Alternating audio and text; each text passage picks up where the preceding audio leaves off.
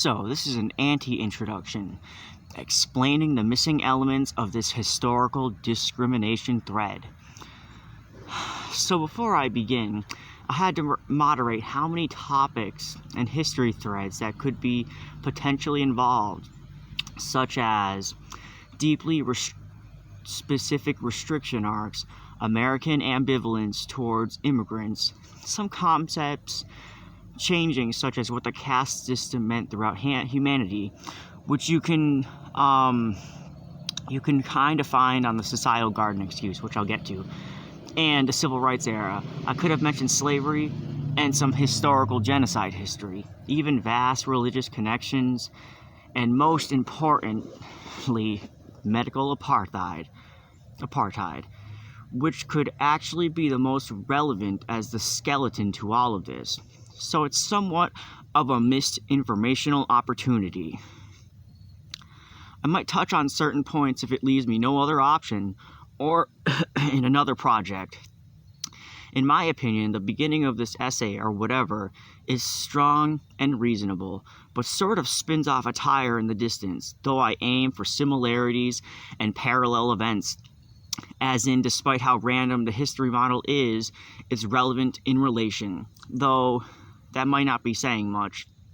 I think I did a stereotype, unfortunately, where people focus on the destruction of a people and overly glamorize the harm done, but it's not my intention. The writing path took its toll, and I think what I added is appropriate to the timeline. Hold on. I wanted to mostly emphasize the modern aspect of this racial discrimination, so unfortunately, civil rights to Reconstruction and to neo-slavery won't be gone over, but no, the spirit is within this writing. Another important aspect I didn't go over is the racist academia fallout. The main emphasis is eugenics turned into the veneer of family planning, but it's sickening. It always has been from the start. Re-examining my language could suggest turned into, quote, simply means who is privileged not to be on the chopping block at the time. Knowing the connection is hard to reconcile with, and I know I sound vague saying that, but I don't know, a little bit of vagueness is fine. Hold on. My husband knew this already, but expected me to know, so he never brought it up in all my years of eugenic research. Any contradictions made while I read/write this is possibly emotional.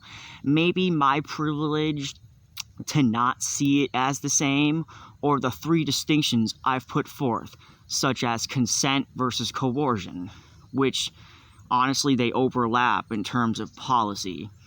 Oh, and by the way, I misspoke when I said the birth dearth was positive towards immigrants.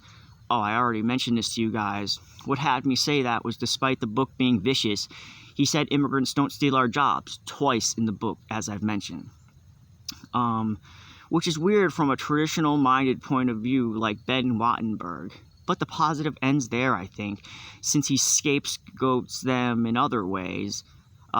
This writing sort of follows the theme of the other video I made, the societal garden excuse, as it has plant connections.